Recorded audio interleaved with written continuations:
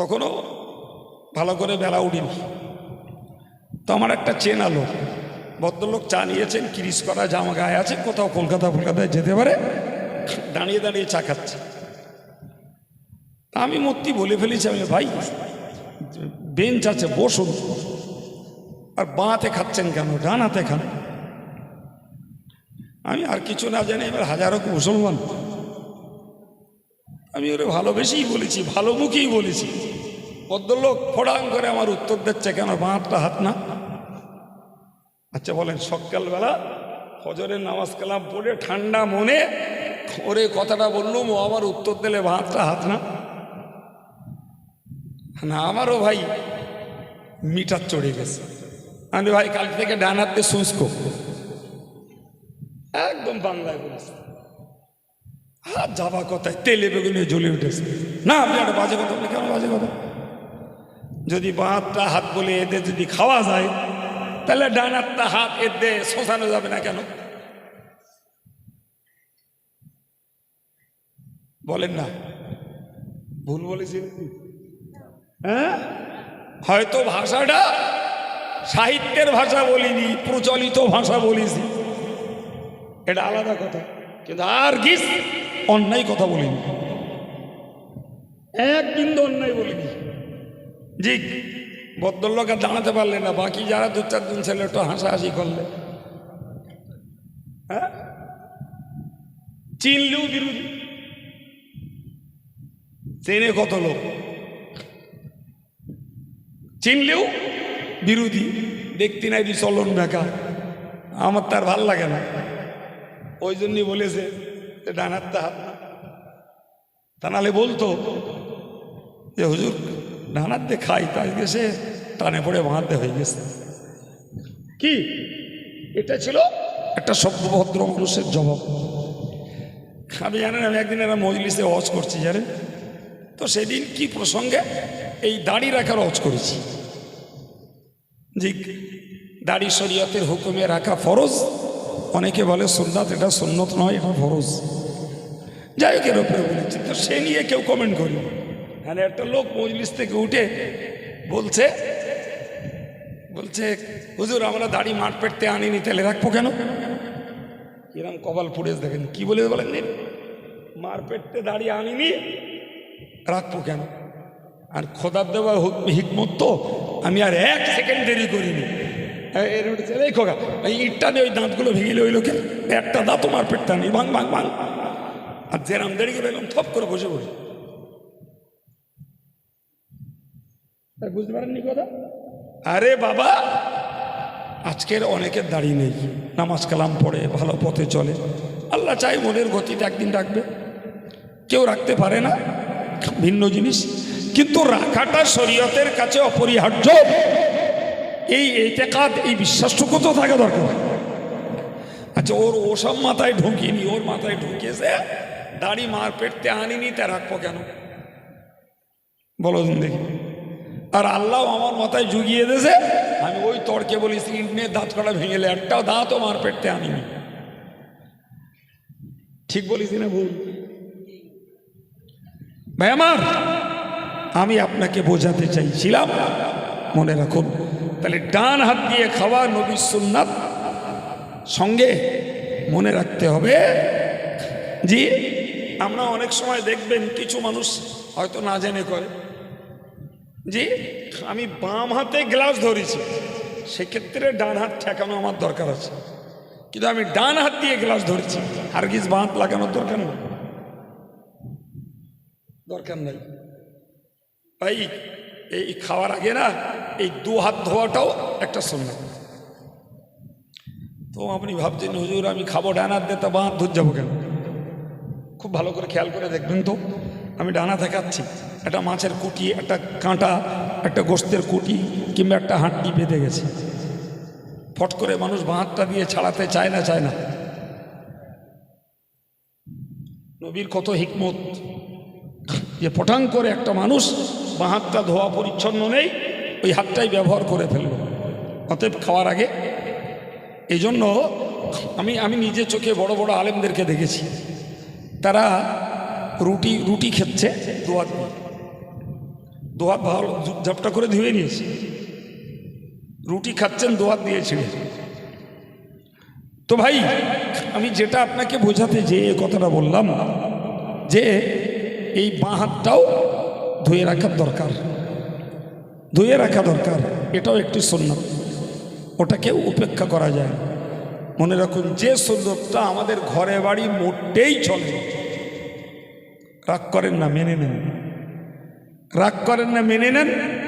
Habit is a second nature, অভ্যাস মানুষের দ্বিতীয় দাস। জি, সুতরাং আমি অভ্যাস করুন, সহজ হয়ে যাবে। সেটা হলো ভাই দস্তরখান বিছিয়ে খাওয়া, এটা একটি উত্তম সুন্নাত যা আমাদের গ্রামে মোটেই নেই। খুব বড় জোর আমরা দস্তরখান দেখাই কুটুম আসলে, ভুল বললো মনে হচ্ছে, হ্যাঁ জি, এই সুন্নত আমাদের মাঝে মোটেই নেই, মোটেই না। ভাই আমরা মাছের কাঁটা গোস্তের হাড্ডিগুলো ফেলছি চিলিমচিতে, ওই খাবারটা যখন পানিতে ধুয়ে গেল, ওটা বিড়াল খাক, কুকুরি খাক আর জেনে খাক, ওর টেস্ট নেই। আমি নিজে কোনো জেনের কাছে শুনেছি, জি, আমি ব্যক্তিগতভাবে করি না, কিন্তু কেউ করতে পারে। বললে হুজুর একটু লোকেদের বলবেন ওরা যেন হাড়গুলো না ধুয়ে দেয়, ওই হাড়গুলো আমরা খাই, ধুয়ে দিলে আর স্বাদ পাওয়া যায় না। কিছু বুঝতে পারছেন আমার কথা? হ্যাঁ ভাই, এই গোস্তের হাড়গুলো খায়, হাড় খায় জেনে হাদিসে লেখা আছে।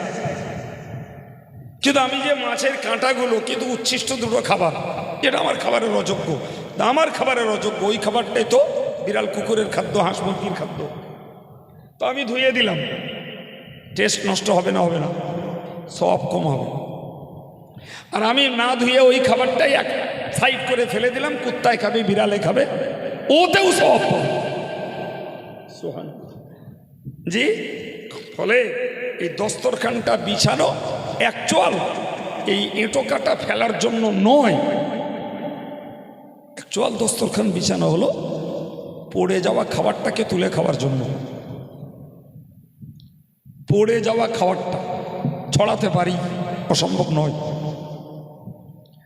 জি, এখন যদি মনে হয় আলাদা করে আবার কালচার তৈরি হয়েছে বন প্লেট, তার দিশটা দে বাবা, যদি তোর প্লেট থাকে তাতে হাড়গুলো নাই উতি ফেলবো।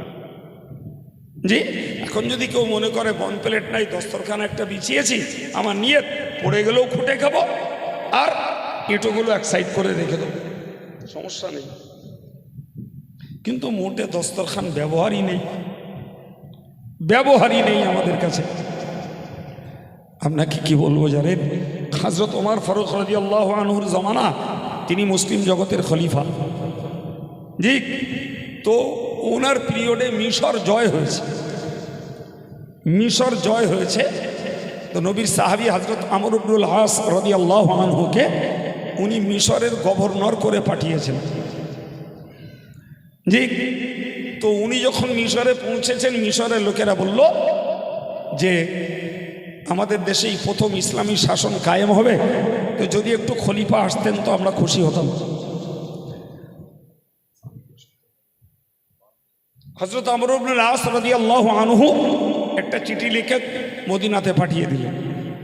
হযরত ওমর বিষয়টির গুরুত্ব বুঝে আর একজন সাহাবীকে সঙ্গে করে নিয়ে তিনি মিশরে গেলেন। মিশরে গেলেন ভাই, তো খলিফা এসছেন, আবার নতুন গভর্নর, আর মিশরের মন্ত্রী আমলা যারা, সবাই দুপুরবেলা মধ্যাহ্ন ভোজন, জি, সবাই বসেছেন একসঙ্গে খেতে, রুটি, জৈতুনি তেল, খেজুর, এই হচ্ছে রাষ্ট্রপতির খাবার।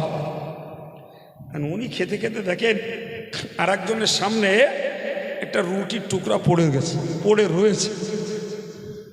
হযরত ওমর ফারুক রাদিয়াল্লাহু আনহু আর একজনকে টপিয়ে ওই রুটির টুকরাটা তুলে খেলেন। শুনলে হবে না বাপ, চিল্লাবেল্লা করতে হবে বলেন? আমি তো গোড়ায় বলেছি করি না আর করবো না, আজকে কখনো মন চাইলে করি আলাদা। তুমি তো বলতে পারতে না ভাই তোমার সামনে এই রুটির টুকরাটা পড়ে আছে তুলে খাও, কাউকে অর্ডার করেনি, নিজে হাত লম্বা করে রুটির টুকরোটা তুলে খেলেন। ওনার সঙ্গী যে সাহাবী ছিলেন তিনি কানে কানে বললেন, হুজুর আপনি মুসলিম জগতের রাষ্ট্রপতি, আপনি খলিফাতুল মুসলিমিন, আর এই দস্তরখানে পড়ে থাকা রুটির টুকরো তুলে খেলেন। এরা কি ভাববে? এরা ভাববে যে মুসলিম রাষ্ট্রপতির কি দৈন্যদশা যে পড়ে থাকা রুটির টুকরো তুলে খাচ্ছে।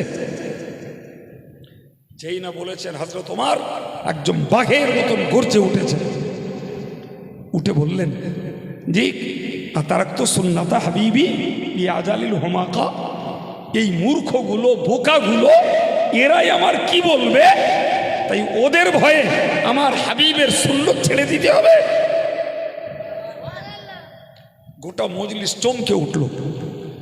যে মিশরে এই প্রথম ইসলামী শাসন জারি হবে, মিশরের মন্ত্রী আমলারা বুঝে নিল এর নাম মুসলিম খলিফা, এর নাম ইসলামী শাসন। যে কোরআনকে বাদ দিয়ে, সুন্নাহকে বাদ দিয়ে, নবীর তরিকাকে বাদ দিয়ে মুসলিম জীবনযাপন নয়, ইসলামী রাষ্ট্র নয়।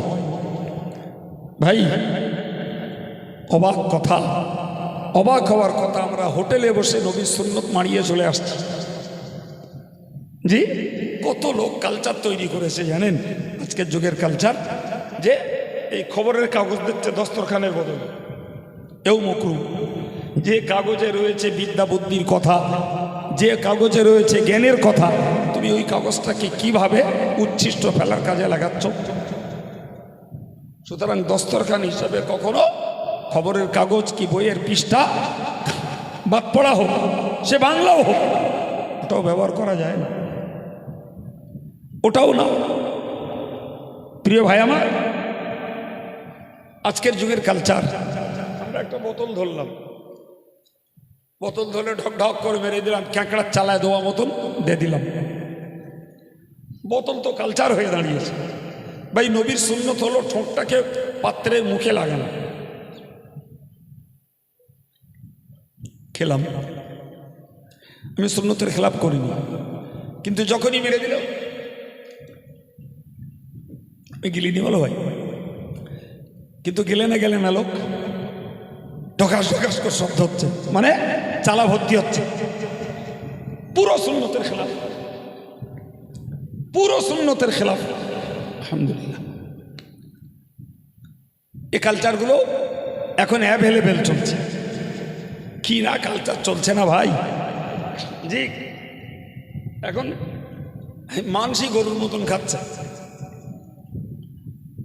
আমাদের গ্রামের লোকেরা অত জানে না, কিন্তু মানসি গরুর মতন খাচ্ছে। বিশ্বাস হয়? মরিয়াস মনে করলে হুজুর বোধহয় এবার একটা বাজে কথা বললেন। একদম বাজে কথা বলিনি, একদম। শোনেন তবে, আপনি কত জায়গায় দেখবেন, আমি জীবনে একটা পাল্লায় পড়েছি, খাওয়াই হয়নি সারাদিন। এখানে ভাত, এখানে ফ্রাইড রাইস, এখানে বিরিয়ানি, ওখানটায় গোস্ত চিকেন, ওখানটায় মটন, ওইখানে মাছ, ওইখানে রসগোল্লা, ওইখানে দই। আরে এ গরুগুলো প্লেট নিচ্ছে হাতে, এখান থেকে দুটো ভাত নিলে, ওখান থেকে একটা মাছ নিলে, ওই ওখানকে হেঁটে একটুখান ভাজি নিলে, খাচ্ছে বলো।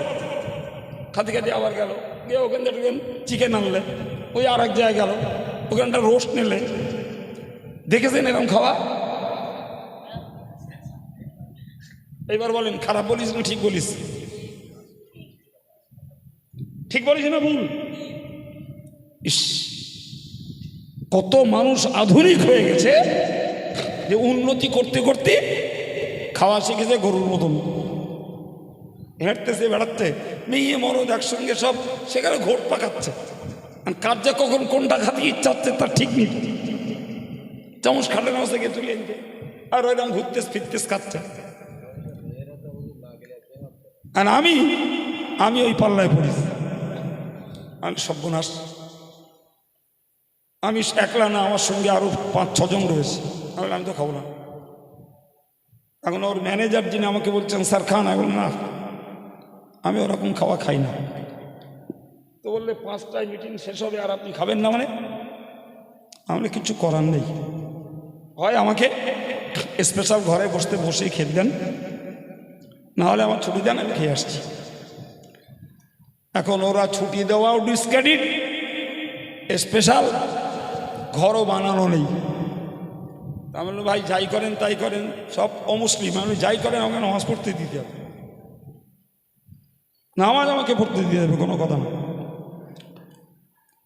তো শেষ পর্যন্ত একটা ঘরে নামাজ পড়তে দিলে, আমরা 6 জনই নামাজি, তো নামাজ পড়লে বললাম এক কাজ কর, সুযোগ যখন একটা পাওয়া গেছে আর প্লেট যখন আছে ও কিন্তু তুলে লেগে বসে খাবো। এখন সেখানে বসে যখন খাওয়া ধরেছি, ওরা এসে গেছে, এসে তো সে একদম জানো ওদের মাথায় বাস পড়া মতন হয়ে, মানে সব তো হাইরাঙ্কের অফিস, মানে অফিস সে হচ্ছে, স্যার আপনি এখানে বসে খাচ্ছেন, আমাদের ডিসকারিড, এক্ষুনি আমাদের কৈফিয়ত করবেন।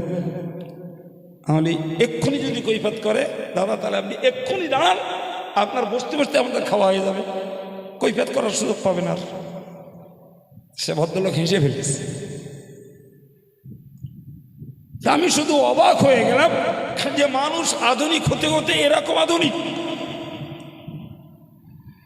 যাই হোক ভাই, আজকের শুরু থেকে পর্যন্ত একদম সাদামাটা ভাবে গল্পের ছলে আপনাদের ব্রেনে দিতে চেয়েছি কতগুলি ব্যবহার্য মৌলিক সুন্নাত, যেগুলো শুধু আমরা পালন করব না, প্রয়োজনে অন্যকে শেখাবো, অন্য শিখুক আমার কাছ থেকে। আমার স্কুলের ছেলেগুলো এরা দাঁড়িয়ে দাঁড়িয়ে পানি পান করছে অ্যাভেলেবেল, এরা বাদ দেখাচ্ছে মুসলিম ঘরের ছেলেরা। আমার এই যুবকগুলো 9, 10-এ পড়ে, এসব ছেলেগুলো মুসলিম স্টুডেন্টগুলো, এরা যদি ওই কলেজে, ইউনিভার্সিটি, স্কুলে যে আমার নবীর সুন্নতগুলো যদি পালন করত, বিশ্বাস করুন আদার্স কালচারের ছেলেরা এদের কাছ থেকে শিখত। বিশ্বাস হয় আপনার? ও ধরুন বসে খাচ্ছে, সবাই দাঁড়িয়ে, তো ওরা একটু হাসলে, হেই তুই বসে খাচ্ছিস কি রে?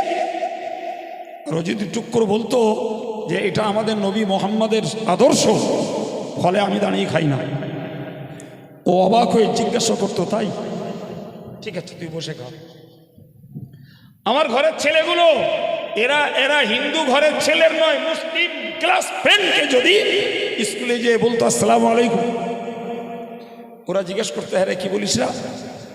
ও যদি একবার বলতো এটা আমার নবীর এই অভিবাদনের আদর্শ, কাউকে দেখা হলে এটা বলতে হয়। ভাই ওই ইয়াং ছেলেগুলো, হিন্দুর ঘরের বাচ্চারা, ওরা নমস্কার বলে না, কিন্তু আমার মুসলিম কালচারে অনেক যুবক রয়েছে তারা সালাম করে। জি, এরা যদি স্কুল গ্রাউন্ডে নিজের বন্ধুকে, নিজের ক্লাস ফ্রেন্ডকে, কিংবা আদার্স একটা হায়ার ক্লাসের ফ্রেন্ডকে যদি এ সালাম দিত, বিশ্বাস করুন অন্যেরা এদের কাছ থেকে শিখত।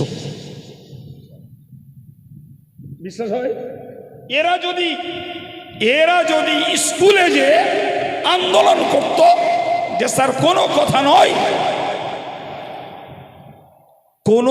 নয়, আমাদের বাথরুমগুলো উত্তর দক্ষিণে করে দেওয়া লাগবে, কোনো কথা নয়, আপনার এই স্কুলে দাঁড়িয়ে পেশাবের সিস্টেম, 2টো বাথরুম করে দেন, বসে পেশাব করার, স্কুল কর্তৃপক্ষ ঘাড় করে দিত।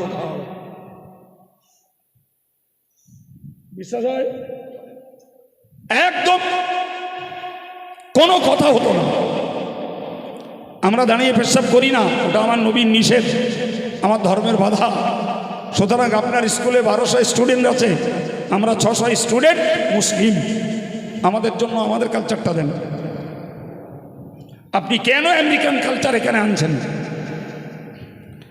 ভাই আমাদের পালন করার আগ্রহ নেই, ডিমান্ডও নেই। আগ্রহ থাকলে তো চাহিদা হবে। যাই হোক, আর পারবো না ভাই, আমি আজকের অত্যন্ত চাপের মাঝখানে রয়েছি, তবুও সে ঘড়ির কাঁটা বম বম করে ঘুরেছে, 1 ঘন্টা 10 মিনিট হয়ে গেছে। আর নয়, আমার রাত 3টেয় টাইম ডায়মন্ড হারবার থেকে আরও 25 কিলোমিটার দূরে। সুতরাং আজকের 12টার কাঁটা পার করার কোনো উপায় নেই। সন্ধ্যা থেকে জামিয়ার কাজে ছিলাম, অন্য দাওয়াতও ছিল না, কিন্তু পরিস্থিতি ওই জায়গায় দাঁড়িয়েছে। সে তাদের শখ, আমার গিয়ে দোয়া করতে হবে। ওষুধ গেলা করেছি, কি করব, আমি এরম দাওয়াত নেইনি কিছু। কয়েকবার, এই 5 বার ফেরত দিচ্ছি, মানে 5 বছর। এবার এতনা ধরা ধরেছে, এ কথা দিতে বাধ্য হয়েছি। তো এখান থেকে আমার 3 ঘন্টায় যেতে হবে সেখানে। আল্লাহ নেজানোর মালিক, কোনো মুসিবত না হলে ইনশাল্লাহ রাস্তা ফাঁকা চলে যাবে। কিন্তু অতিরিক্ত সময়টা কখনো কখনো এখানেই দিচ্ছি, 12টার জায়গায় 12টা 10, 15 হয়ে গেছে, গায়ে লাগিনি। কিন্তু আজকে আর উপায় নেই বাবু, সুতরাং আর অজ করছি না। একটু আমার প্রতি সহানুভূতি দেখান, আর প্রতি বছর তাবাররুকের জন্য টুকটাক করে কিছু ওয়াদা করেন, কিছু নগদ পয়সা দেন, একটু দ্রুত দেন। কারণ আমি আগেই অজ বন্ধ, আমার একজন বললো হুজুর 8 ঘন্টা অজ করেন আর 1 ঘন্টা কালেকশন করেন। আমাদের এই ছেলেটা না, আমার বলবো না, আমি চিনি, তার চিনি মানে বিরাট চিনি। আমি